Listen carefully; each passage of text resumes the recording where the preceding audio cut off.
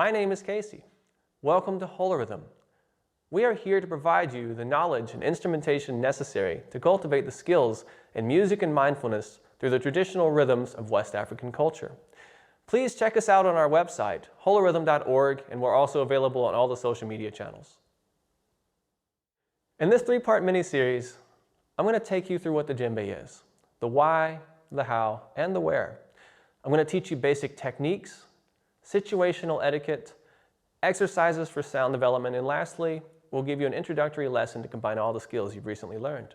You'll leave this video series with inspiration on what's possible and the foundation to walk confidently into your first djembe class or drum circle. Let us begin with the what. What is a djembe? A djembe is a membranophone class of instruments, a type of percussional instrument that is usually a goblet-shaped drum. It has many components to it. First one being the skin on the top, most often made with goat skin, but it's also able to be made with other types of skins. What is utilizing rope now was made with actually sinew and other parts of animal, but almost exclusively in modern times you're going to see us making use of nylon ropes and knotwork, connecting the two metal rings to create tension in the skin. There are three basic sounds to the djembe that we utilize to create a basic accompaniment that works with a larger ensemble of polyrhythms being played simultaneously, or sometimes as a solo instrument, in which case the player is known as a djembe fola. The djembe origin is unknown. We believe it originated from the blacksmith caste during the time of the Mali Empire, somewhere near 13th century. Today, the Mali Empire is broken up into several countries, which include Guinea, Mali, Burkina Faso, Ivory Coast, Gambia, and Senegal. The name djembe, according to the Bambara people, is Anke Je, Anke Be, and that translates as everyone gathered together in peace. So that's the reason the djembe is played. People gather together to celebrate life. Let us talk about the why of the djembe. At first, one might approach playing the djembe because they heard it in a class, or they saw a performance, or maybe even just heard the word, or saw a video of someone playing. Nonetheless, they were intrigued. It was something of great interest to play. The djembe is like a mirror. When you play the djembe, it reflects who you are at that moment. Sometimes you may like that, sometimes you may not. But the djembe is not biased. The masters say the djembe does not see color. It doesn't see race. It doesn't see gender. Doesn't even see religion. What the djembe sees is your heart. And when you learn to play the djembe, you're learning about who you are. Aside from the subjective experience of the djembe, immediate physical and mental well-being can be ascertained as you continue to journey alongside it. Some of the things that have been scientifically proven over countless studies are improved posture, blood circulation, pain reduction, mental alertness, alleviation from depression, and many more. Technical mumbo-jumbo aside, playing the djembe is just cool. So the last thing I want to talk to you about in the first part of our three-part video series is the where. Where you're likely to play the djembe. The first one you encounter, more than anywhere else, is going to be at a drum circle. And there's a few things I'd like to help provide you to help you survive with no one throwing a stick at you and being welcomed back. First, when you walk into a drum circle, you likely don't have your own drum already. And it might look tempting when you see a bunch of people sitting around in a circle and they're all playing, and then maybe a person gets up and leaves their djembe laying there on the chair and walk away, who knows why. And you're thinking to yourself, wow, that's a djembe, and he's not playing it or she's not playing it, and I have a chance to play it now. But don't. Unless that person is present and you have the ability to expressly ask them permission, don't touch the djembe, don't play it. It's very disrespectful because some people take a sense of pride in their instrument, or they have an energetic connection to it, or even perhaps they don't know you and they don't trust you. And these instruments are fine-tuned and very expensive and easy to break and not easy to replace. So they may not want you playing it. Wait until they return, or even if the people are sitting around and there is a djembe sitting there already and there's been nobody playing it for some time, ask permission or talk to the people that are around you that are in a position to talk to you and make sure it's something that is available for you to play. Aside from asking permission to play the djembe, make sure that unless you're playing other types of instruments that are designed to be used with sticks, that you use your hands only. The djembe skin is kind of thin and it's really highly pitched. And if you have jewelry on your hands or a watch on your wrist or any kind of thing other than your skin itself playing and making contact with your djembe skin, then you risk that skin breaking unnecessarily. Also, when you approach a djembe drum circle, or even other types of percussional drum circles, make sure you respect the space. Sometimes the people there have permission by, say, the city or a person's personal property to play at that spot, and they like playing there and they want to continue playing there. A lot of people say leave only footprints, and I think that's a great analogy here. Don't leave anything but good memories and your footprints when you're at the drum circle. If you're in a public space, obviously put away all your disposable things in a proper receptacle, and if not, track it out with you.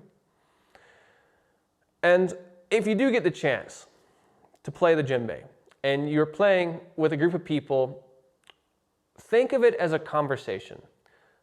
Think of the fact that when you're having a conversation with somebody, you appreciate the fact that they are listening to you as you are speaking, and that you also get the opportunity to speak.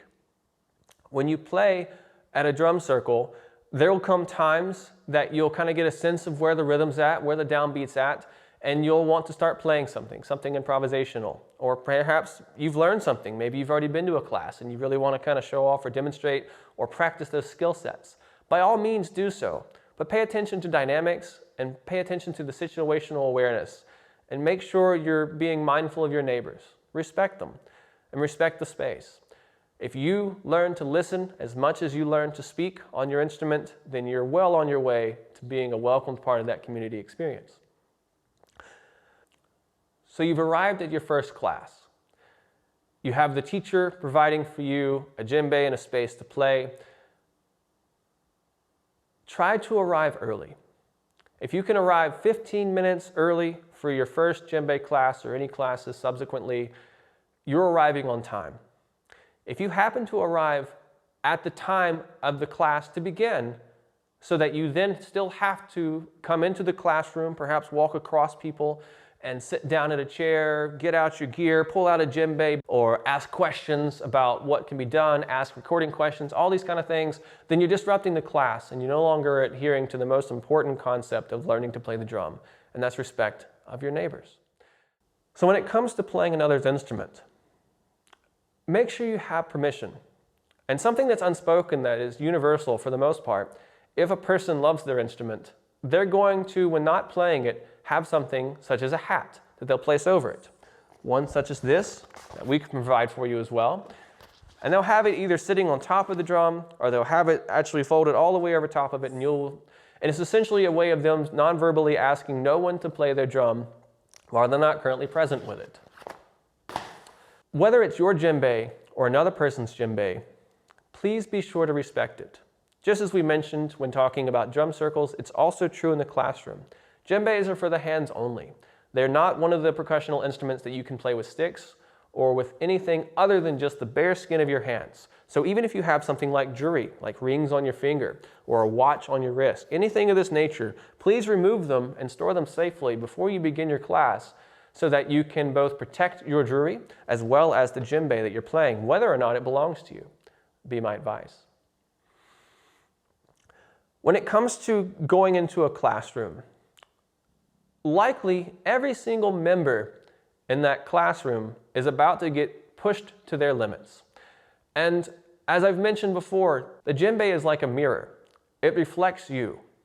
And sometimes who you may feel like on the inside might not be positive. You might have something troubling you at home, or something that you're pondering about that is very important to that individual or to yourself. And maybe you're not willing or ready to share that. But when you play the djembe, perceptive eyes can see that something is going on inside of you. And so let's just imagine that you are like everybody else, and they're feeling the same thing. What we can do when working in a group environment is positive reinforcement. Positive energy. As we drum together, using energy such as the words yes, or great job, or I really like what you did there, can go a long way in creating a positive experience for everyone involved. The last thing I'd like to talk to you about in the where of the djembe is recording and general etiquette in the classroom. As a teacher, I can tell you for a fact that if I have a student who is mindlessly noodling on their instrument, like say for example, I'm trying to have a conversation and all you're hearing is this kind of stuff, and they're playing something over top of me trying to talk and give instruction to the classroom, then this individual is being disrespectful and interrupting my ability to give the information with integrity to those students who are there paying for that very information. So if at all possible, whenever instruction is given by your instructor, refrain from playing your instrument unless asked to do so as part of the instruction process. Another one is actually not just talking on the djembe, but talking with your mouth. Quite often, especially in the beginning and sometimes towards the end, once the students have kind of reached the limit of what they can learn during that classroom, talking starts to occur more often. And the instruction may not be complete, and there may be very important bits of information that are being passed down to those people. So be mindful of this. When you're in the classroom, talk only when necessary or when asking questions. And that's something else I'd like to point out. Asking questions. Sometimes too many questions can be asked. So when you have questions, make sure that they're poignant and at the right time. Because if you're interrupting the flow of the instructions, sometimes that can be a great difficulty for the entire classroom experience. And a very important question to ask, and also a very useful thing to utilize as a student, is recording devices. But in traditional West African percussion, the information was passed down orally, and you were expected to give your full attention so that you could learn the thing that you were being taught by a greater person. But in modern times, we make use of our technology. We record with audio devices, sometimes we record with video devices. It's always best to check with your instructor before the class begins to make sure it's okay that you use your audio and/or video equipment. Most of the time, audio is accepted. Video is case-by-case basis. Let us now move on to part 2 of our video series.